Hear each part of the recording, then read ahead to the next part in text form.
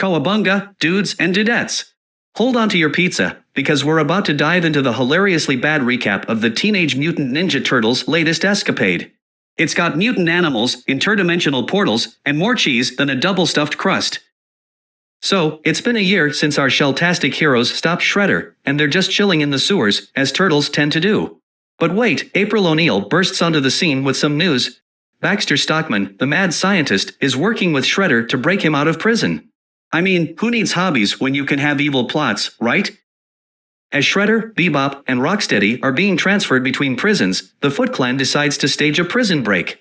The Turtles swoop in to save the day, but Shredder pulls a Houdini act and escapes through a teleportation device. Seriously, who needs jailbreaks when you have sci-fi teleportation? And guess where Shredder ends up? Another dimension, of course. He meets Krang, an alien warlord with a craving for Earth invasion. Krang offers Shredder a deal: find 3 components of a machine he sent to Earth, and he'll help him get back home. Because nothing says I want to conquer your planet like relying on a dude named Shredder. Meanwhile, Casey Jones, the corrections officer with anger management issues, tries to explain the whole teleportation thing to the NYPD chief, Rebecca Vincent. She thinks he's lost his marbles, and honestly, who can blame her? Casey decides to go rogue because that's how problems get solved in the Ninja Turtles universe. Shredder recruits Bebop and Rocksteady, and Stockman uses Krang's mutagen to turn them into a humanoid warthog and rhinoceros. Yep, because apparently, regular henchmen just won't cut it. April witnesses this bizarre transformation and decides to swipe the remaining mutagen. Because who wouldn't want a vial of unstable, mutant-making goo? Now, things get a bit complicated. April is pursued by the Foot Clan, and Casey comes to her rescue. And then, our heroes in a half-shell make their entrance.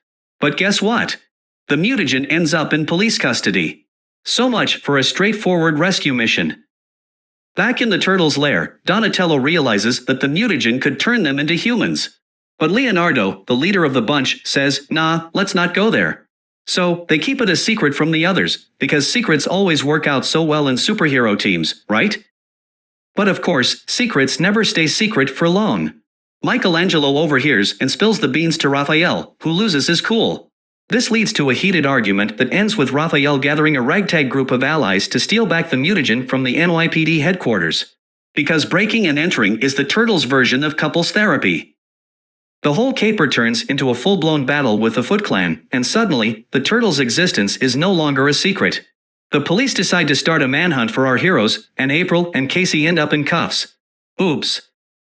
As Bebop and Rocksteady embark on a quest for the final machine component in Brazil, the Turtles go full James Bond and intercept their jet mid-air. But the jet ends up crashing into a river after a grenade launcher incident. Classic Bebop and Rocksteady, always causing chaos. Meanwhile, Shredder and Stockman complete the machine, opening a portal for Krang's Technodrome to enter. But surprise, surprise, Shredder gets double-crossed and frozen for his troubles. Turns out, trust issues run rampant among evil overlords. Back to the Turtles, who can't reach the Technodrome because the police are hot on their tails. They have a heated debate about whether to use the mutagen to become human. Leonardo is on board, but Raphael shatters the vial, leaving them with no choice but to turtle up.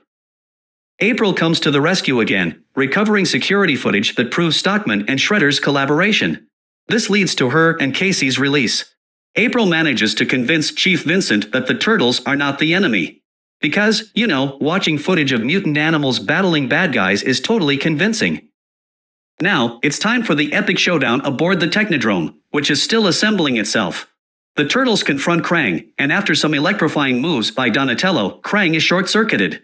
Not so invincible now, huh? April, Casey, and Vern Fenwick go on their own mission to take down the Foot Clan, Bebop, Rocksteady, and Karai. They also manage to seize control of the machine. In the end, they hurl the machine's beacon back through the portal, taking Krang and the Technodrome with it.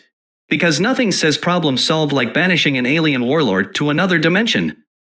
Bebop and Rocksteady are back behind bars, and Stockman remains on the loose.